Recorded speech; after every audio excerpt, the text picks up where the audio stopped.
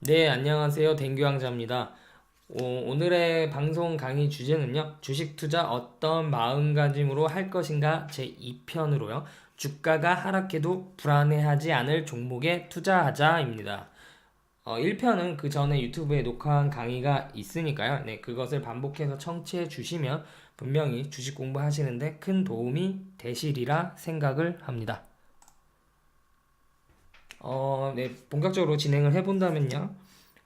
많은 증권사나 뭐 경제 연구소에서 매년 이제 뭐 경제 전망을 하죠. 네, 경제 전망이 매년 맞을 수가 없죠. 예, 이건 예측하기가 불가능합니다. 근데 어쨌든 10년째 지금 한국 경제가 올해 더 좋을 것이다라고 전망을 했던 적이 별로 없었던 것 같습니다.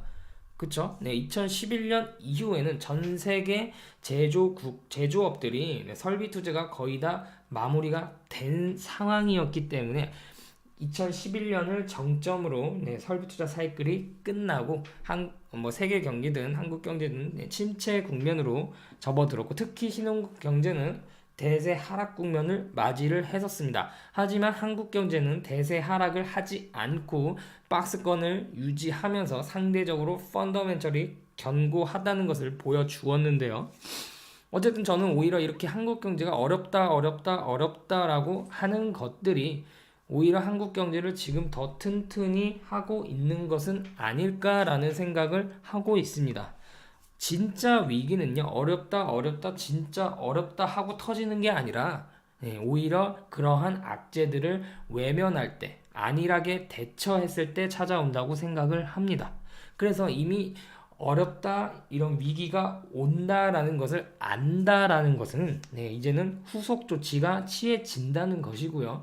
뭐 정치권이든 정부든 나 때문에 경기가 좋아지지 않았다는 욕을 먹지 않기 위해서라도 어떠한 노력을 기울일 것입니다. 네.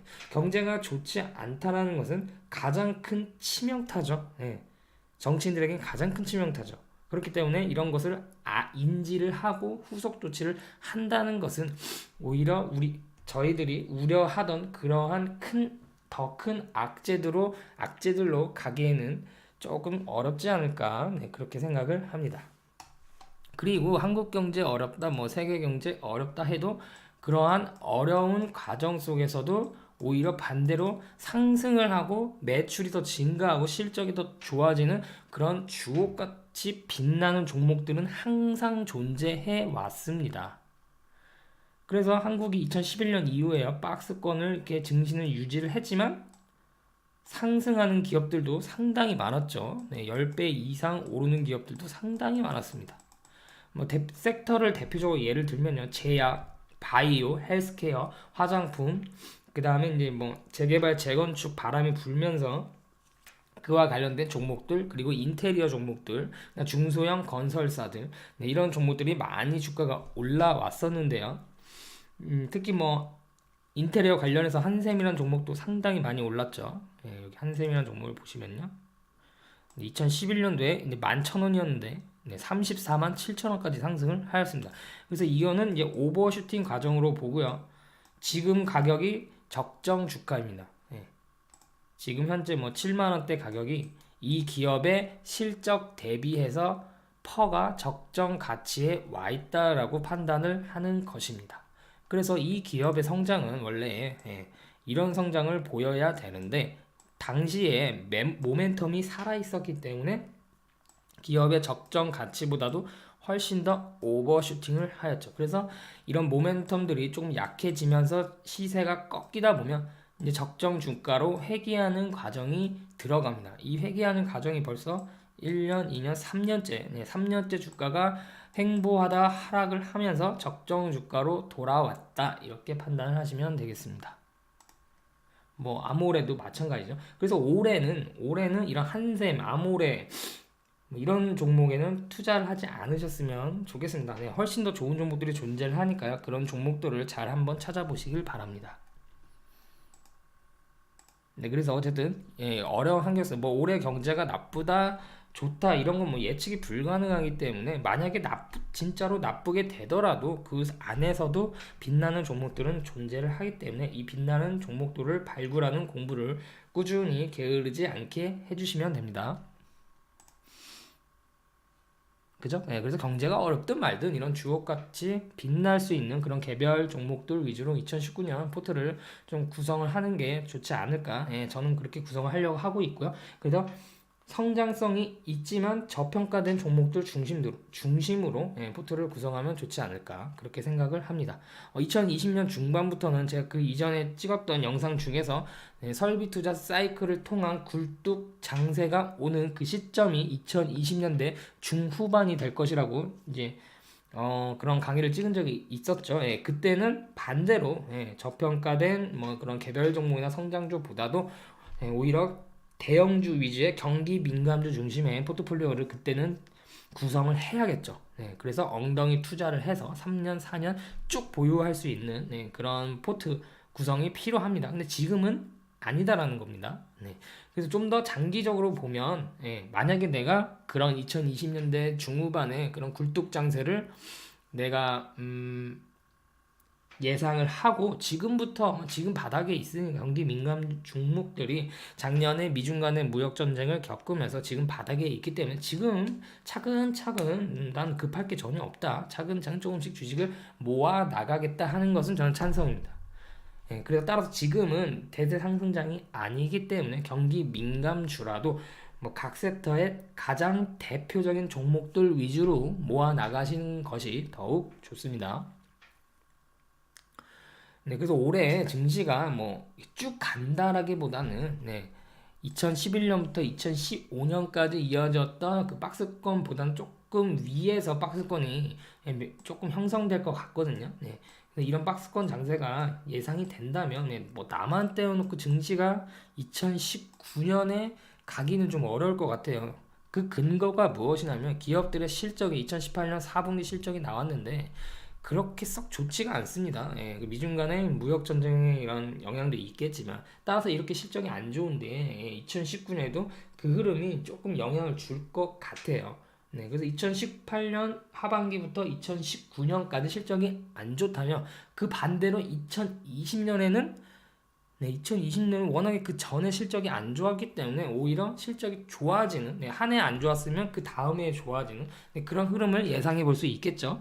그래서 지금 뭐 이걸 정확하게 예측하기는 어렵지만 댕규왕자가 봤을 때는 2019년보다도 2020년대에 기업들의 실적이 더 좋아지면서 증시 흐름도 2019년보다는 2020년이 훨씬 더 좋을 것 같다는 생각은 해봅니다. 따라서 2019년에 증시가 박스권 장세 어느 정도 유지를 해준다. 그 안에서 아주 극소수의 주옥 같은 개별 종목들을 선별을 하여서 2019년에 포트를 작성하면 좋을 것 같습니다. 그죠? 그래서 올해 증시가 그렇게 밝게 보진 않지만, 제가 상고하저의 흐름이 될 가능성이 높다고 했죠. 그래서 1월에 증시가 크게 올랐고, 2월에는 역시 이제 크게 오른 거에 대해서 이제 좀 눌러주는 모습을 보이고 있습니다. 그래서 1월 초반에 제가 이제 경기 방어주에서 경기 민감주로 증시의 돈들이 이동할 것이라고 했었죠. 그리고 2월은 너는 어떻게 보느냐라고 물어보신다면 저는 2월에는 이제 1월에 경기 방어주에서 경기 민감주로 갔죠. 그리고 2월에는 이제 그동안 상승했던 경기 민감주에서 트레이딩이 나오고 그 경기 민감주에서 코스닥의 중소형주 위주로 구성될 가능성이 높다고 생각을 합니다. 1월에는 코스피 장세였지만 2월에는 어떻게 보면 코스닥 장세가 될 가능성이 높다라고 보고요. 코스닥 장세가 된다는 것은 1월에 눌려 있었던 제약 바이오 이쪽에서 반등이 나올 것이라고 생각을 하고요. 그리고 이제 코스닥의 중소형주에서는요. 그 갤럭시 10 있죠. 갤럭시 10과 관련된 종목들, 그 다음에 폴더블 폰과 관련된 종목들, 마지막으로 OLED 장비와 관련된 종목들 위주로 움직임이 괜찮을 것이라고 보고 있습니다. 그래서 만약에 다시 2000포인트로 내려온다면 증시가 뭐 증시 예상은 뭐 불가능한 거 아닙니까? 그래서 만약에 2000포인트로 내려오면 이때는 두려워할 구간이 아니라 내가 그동안 눈여겨봤던 종목들 위주로 추가 매수할 자리이다. 그렇게 보시면 되겠습니다. 그래서 만약에 이런 개별 종목들, 실적이 좋은 1등급 종목들을 내가 발굴하기가 어렵다라고 생각을 하신다면 지금 주식 투자를 할 때가 아니라고 생각을 합니다. 올해 1년 주식 투자 안 한다고 해서 뭐 인생이 크게 달라지는 거 없지 않습니까? 차라리 그래서 올해는 뭐 예를 들어 내가 공부한 종목들이 실제로 내가 예상한 흐름대로 가고 있는지 한번 보려고 한 주씩 사서 공부를 하는 것도 아주 좋은 방법이라고 저는 생각을 합니다. 자, 그다음 넘어가 볼게요. 전반적으로 기업들의 실적이 2017년에 좋았고 2018년부터는 이제 언론에서는 꺾인다고 표현을 하지만 저는 정상화되고 있는 과정이다. 네, 그렇게 표현을 하고 싶습니다. 미국 경제 올해 어떻다 그렇죠? 썩 좋지 않을 것이다 라고 전망들을 많이 하죠. 그 이유가 이미 가장 좋아질 대로 좋아진 경제가 여기서 설마 더 좋아지겠느냐라고 예상을 해서 정상화된다고 다시 초호황에서 정상화된다고 보는 거지 이거를 사실 꺾인다고 보기는 어렵습니다. 그 반도체에도 제가 이제 꺾인다라는 표현보다 정상화되고 있다라고 제가 얘기를 드렸었죠. 그래서 반도체는 조정은 하되 죽지 않을 것이다. 삼성전자, SK하이닉스 등도 어느 정도 하락을 하면 하락이 멈추고 다시 반등을 해줄 것이다 라고 했었죠. 네, 근데 그 반등이 1월에 나타났었던 것입니다. 그리고 SK하이닉스 같은 경우에는 지금 뭐 1월 대비해서 뭐 한 18%에서 20% 정도 주가가 상승을 한 것 같은데 사실 여전히 그렇게 비싸다고 보기에는 어렵습니다. 그리고 이제 반도체가 이제 한 5개월 정도 주가가 선행하는 흐름을 보이는데요. 제가 생각했을 때는 반도체 경기가 올해 하반기에부터는 좀 회복을 할 것 같아요. 그래서 회복을 한다고 가정을 했을 때는 이제 주식 플레이어들이 그때 회복에 베팅을 하고 5개월 전부터 주가를 상승시키는 그런 패턴을 보이고 있습니다. 그런 패턴을 조금 참고해 주시면 좋을 것 같고요. 또 빨리 넘어가야 될 것 같아요. 지금 아직도 5페이지네요. 2019년 설명드렸고요. 그래서 이제 기업은 성장을 하기 항상 투자를 하죠. 기업이 성장을 하기 위해서는 투자를 해야 되죠. 그래서 투자를 한 것에 통해서 그 다음에 매출이 더 증가해서 이제 기업이 이제 그렇게 이제 성장을 하게 되는데요. 그런데 일단 투자를 하게 되면 비용이 단기적으로 발생을 하죠.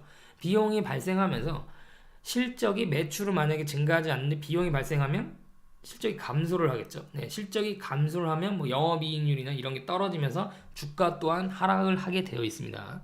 근데 주가가 하락을 하고 이제 그 이후에 투자한 것들이 결실을 맺고 이러면 매출이 또 증가를 하겠죠. 과거보다. 그러면서 실적이 증가를 하면서 다시 주가는 상승하게 됩니다.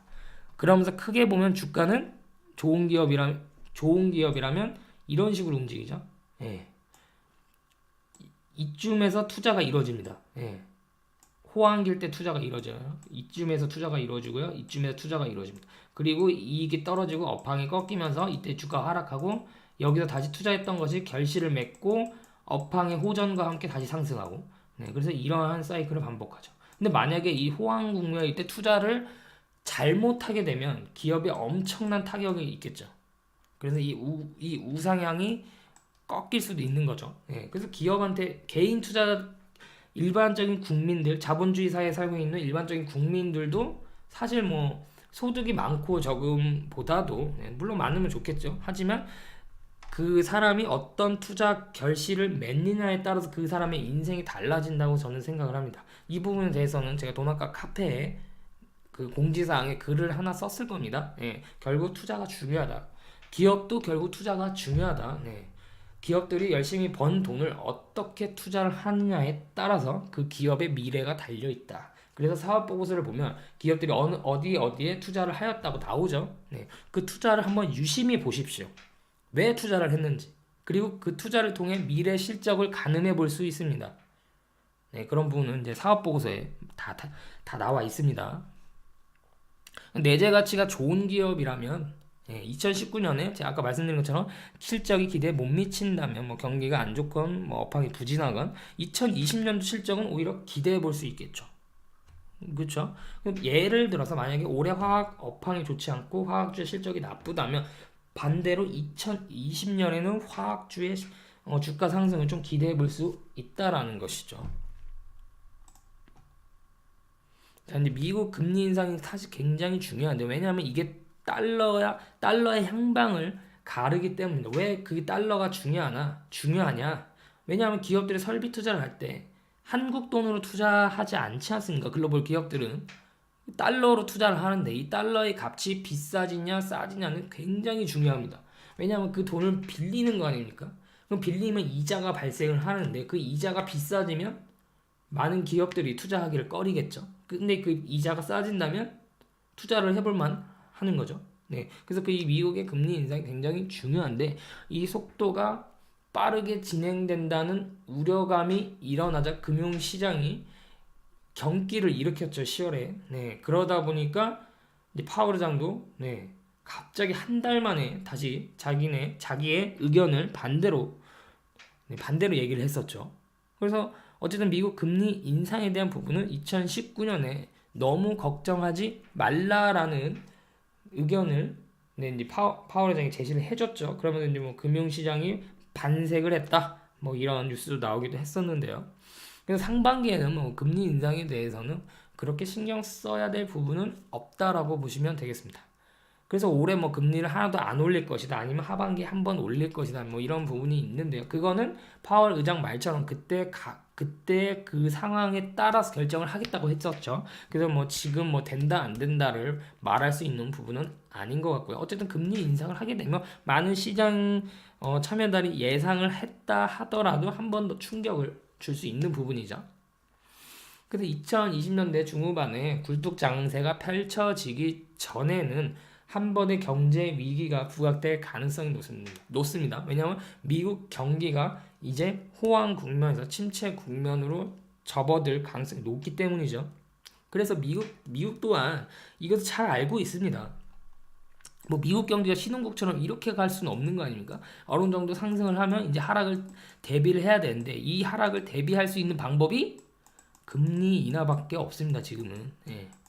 근데 지금 금리를 이때 인하를 하려면 지금 빠르게 인상을 해줘야 되는 거 아닙니까? 그래야 인하할 수 있는 그 여분의 공간이 생기는 거 아닙니까? 제로 금리에서 인하할 수는 없는 거 아닙니까? 그래서 지금 미국도 그런 부분을 인식을 하고 있기 때문에 빠르게 조금 금리를 인상하려고 하는 부분도 있어요. 인플레이션 우려감도 있지만 혹시나 그들이 예상했던 것보다 좀 더 빠르게 미국 경기가 침체를 했을 경우에는, 그때 이 금리 인하 카드를 쓰려면 지금이라도 빨리 좀 더 빠르게 올려야 된다는 그 생각이 있었던 것 같아요. 네, 그래서 이겁니다. 미국 왜 경기가 좋을 때 빠르게 금리를 인상하려고 하는가? 향후 경기가 꺾였을 때 쓸 수 있는 카드를 만들기 위해서다. 네, 그렇게 보시면 되겠습니다. 미국 금리 인상이 아직 종료되지 않았고, 이것도 얘기 드렸죠. 이것도 얘기 드렸네요. 기업들 입장에서는 그 전까지 신규 투자를 꺼리게 되죠. 왜냐하면 달러의 이자값이 비싸면 투자를 꺼리게 되겠죠. 그렇죠? 그래서 성장 기업들 중에서 투자를 안 하면 역성장이 일어날 수 있다라는 우려감이 있는 겁니다. 투자를 안 하게 된다면. 그래서 이런 부분이 시장에 우려감이 있는 거고요. 그래서 주식시장 참여자들은 이를 잘 알고 있기 때문에 주식을 일단 그 전까지는 매도할 가능성도 충분히 배제할 수 없다라는 것입니다. 자, 그럼 올해 주목해야 될 부분은 무엇인가? 뭐 경기가 안 좋을 수 있고 뭐 해도 그래도 주목해야 될 부분은 어디인가? 크게 보면 저는 이제 최악의 실적, 최악의 실적, 뭐 실적이 좋은 기업에 투자하는 방법 스타일과 최악의 실적에서 투자하는 방법 스타일과 방법은 전혀 다릅니다. 공부를 두 개를 다르게 하셔야 됩니다. 똑같이 적응할 수 있는 부분이 아닙니다. 그래서 최악의 실적에서 앞으로의 미래 실적이 여기서 반등할 것이라고 기대되는 턴어라운드 종목들을 투자하는 방법이 있습니다. 이런 이제 저는 월간지에서 윤정학 주라고 이제 이름을 정해서 월간지에 소개를 해드린 적이 있죠. 그리고 지금도 계속 소개를 해드리고 있습니다. 같은 종목을.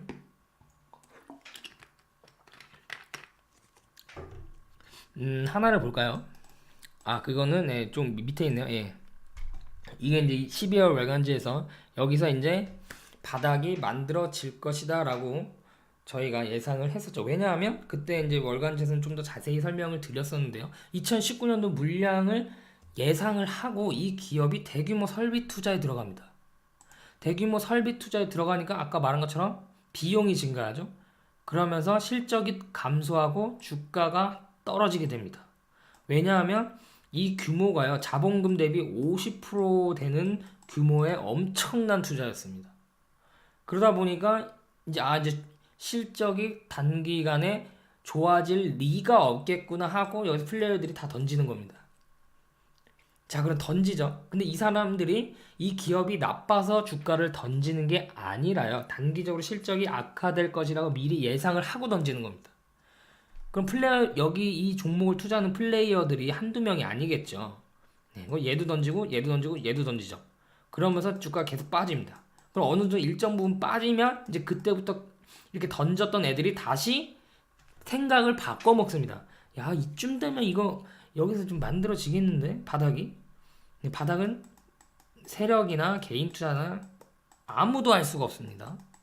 바닥은 심리로 잡는 거죠. 네, 고점도 마찬가지고요. 그다음 이쯤에서 이제 이쯤이면 어느 정도 바닥이 잡히지 않겠냐. 여기서 이제 다 눈치 보고 있습니다. 네, 여기서 눈치 보다가 좀 더 빨리 들어간 애들은 여기서 조금 더 하락 손실을 경험했겠죠. 그리고 이제 좀 더 늦게 들어간 사람들은 조금 더 싼 가격에서 잡을 수 있었겠죠. 그래서 최저가가 지금 8만 원에 딱 형성됐습니다. 기가 막히죠. 8만 원에 딱 형성이 되었습니다. 다시 지워볼게요. 그러니까 여기서는 바닥이 어디서 만들어질지 저도 모르고 아무도 모릅니다. 그래서 여기서 노림수를 가지고 바닥에 들어가자. 여기서 분명히 바닥이 만들어질 거다. 왜냐하면 대규모 설비 투자, 이게요, 이 정도 자본금이 50% 정도, 자본금 대비 50% 정도 설비 투자를 했다는 건요, 기업이요, 그냥 투자를 하는 게 아니라요, 어느 정도 이 투자를 하는 기업과 커미션이 있었을 겁니다. 어떤 커미션이냐면, 이 기업이 우리 내년도에 이거 제품을 만드는데요, 이 부품이 필요하다, 이거 분명히 만들 테니까 이 정도 과거에는 50개 정도 만들었었는데 2019년에는 한 200개 만들어줄 수 있어요. 저희가 무조건 주문할 테니까요, 설비 투자 해놓으세요. 이런 커미션이 있었을 겁니다. 이렇지 않고서는, 미치지 않고서야 그냥 감으로 50%를 설비 투자를 합니까? 그쵸? 네. 그래서 이런 부분에 노림수를 갖고 제가 이제 이 기업의 특성, 그 다음에 이 기업이 거래하는 기업과의 관계, 이런 것들을 생각을 했을 때, 이거는 2019년에 50% 설비 투자한 것에 대한 실적이 과거 대비 훨씬 더 증가를 하겠구나, 이렇게 노림수를 딱 가지고 여기서 이제 이 바닥은요, 이제 심리로 잡는 건데, 이 동그라미 친 부분이요, 과거의 바닥과 비슷한 라인대입니다. 그래서 여기서는 바닥이 만들어질 테니 정확한 저점은 알 수 없으니 여기서는 분할 매수로 접근하면 된다라고 설명을 드렸었죠. 잘 가고 있네요, 그죠? 바닥을 잡고요. 근데 아직 멀었습니다. 여기서 이제 그동안 설비 투자한 게 성과를 얻고 2019년 하반기까지요. 그러면 여기서 이게 어떻게 갈지 모르죠, 여기선. 근데 이제 목표가를 딱 잡은 데까지 갈 때 동안 그냥 기다리는 겁니다. 여기서 지지고 볶고 하겠죠. 근데 여기서 매매를 잘 하시는 분들은 사고, 팔고, 사고, 팔고, 사고, 팔고, 사고 하겠지만, 이런 거는, 못 맞춘다고 보고, 그냥 목표가까지 쭉 들고 있는 겁니다. 그래서 아직 갈 길이 멀다, 그렇게 보시면 되겠고요. 여기서 실적이 최악의 뉴스가 나옵니다. 최악의 실적, 최악의 업황무진, 최악의 기업 망한다는 소리만 계속 나오죠. 망한다. 그래, 턴어라운드는 이럴 때 투자를 하는 겁니다. 자, 어쨌든 윤정학주 그렇게 투자를 하시면 되고요. 그 다음에 이제 코스닥의 중소형주에서요, 이 갤럭시 10과 관련된 장비, 부품들, 그런 관련 종목들이 있죠. 갤럭시가요, 보통 짝수해에 큰 성공을 거뒀습니다. 홀수해에서는 망하고요. 그 다음에 이제 폴더블 폰도 있죠. 폴더블 폰이 아마 우려감도 있죠. 이게 일단 나와봐야 된다. 그 전까지는 불확실성이 크다. 이런 얘기도 있는데요. 폴더블 폰 분명히 성공할 겁니다. 폴더몰폰 그 다음에 OLED 장비 관련주 OLED도 관심을 가져 주셔야 됩니다. 그래서 OLED에 관련돼서 최고의 종목, 최고의 종목도 월간지에 설명을 드렸습니다. OLED도 관심을 가져주시면 좋습니다. 그래서 경기 불황에도 올해 업황이 개선되고 개별 종목들도 실적이 꾸준하게 올라갈 수 있는 종목들을 선별을 해서 가져가시면 뭐 큰 어려움 없이 올해는 작년에 워낙 증시 하락이 컸기 때문에 분명 무난한 수익률을 거둘 수 있지 않을까 그렇게 생각을 합니다. 그리고 이제 좀 더 크게 보면 뭐 5G 장비나 뭐 전기차 쪽, 뭐 수소차 이쪽은 단기 테마성이기 때문에 이 수소차가 단기 테마가 좀 끝나면 다시 전기차로 옮겨갈 겁니다. 지금 전기차 쪽이 약간 이제 너무 흔해진 거 아니냐라고 생각하실 수도 있는데요. 그럴 때 그렇지 않습니다. 이쪽 수소차 쪽이 이제 단기 테마성이 끝나면 다시 전기차 쪽으로 갈 것입니다. 왜냐하면 과거에는 기대감만으로 올랐다면 이제는 실질적으로 실적으로 나타나고 있습니다. 이쪽 전기차 섹터가요. 근데 그리고 이제 그 안에 이제 2차 전지 이런 게 있는데요. 이 2차 전지 쪽은요. 2차 전지만 하는 기업들이 별로 없습니다. 어떤 뭐 예를 들어서 LG화학 같은 경우에는 화학이 주죠, 화학. 그리고 2차 전지 쪽이 차지하는 부분이 뭐 매출의 10% 이하입니다. 그렇기 때문에 과연 뭐 전기차나 2차 전지 쪽이 업황이 개선이 될 때 온전한 수혜를 입을 수 있겠느냐? 물론 수혜를 당연히 입죠. 대장주기 때문에. 근데 만약에 2차 전지의 매출이 예를 들어 뭐 80%다. 이런 기업이 있어요. 그러면 이런 기업은 업황이 개선되면 온전히 수혜를 입겠죠. 그래서 주가 상승도 LG화학보다는 좀 더 강하게 탄력적으로 움직일 수가 있겠죠. 그래서 2차 전지의 매출이 어느 정도 되는지 여러분들이 2차 전지 관련주들을 한번 그 매출을 뜯어보세요. 뜯어보시면 그것도 다 사업보고서에 나와 있습니다. 뜯어보시면 2차 전지 매출이 어느 정도 퍼센트로 나와 있구나. 그 정도 파악해 보실 수 있으실 것입니다. 그 다음에 이제 사물인터넷, 사물인터넷 쭉 관심을 가져주시면 좋습니다. 스마트 팩토리, 스마트 홈, 스마트 시티. 이 관련돼서 딱딱 최고의 종목 한 종목씩 선정을 해서 포트에 가져가시면 좋죠. 일단 스마트 팩토리는 제가 월간지에 설명을 드렸고요. 아직 스마트 홈이나 스마트 시티는 최고의 종목을 아직 언급을 안 해드렸는데 조만간 언급을 해드리도록 하겠습니다.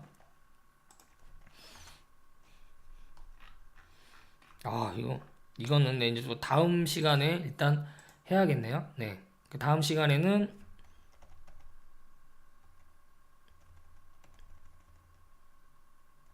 남은 분량은 또 다음 시간에 해보도록 하겠습니다. 오늘 하루도 즐거운 하루 되시길 바랍니다. 감사합니다.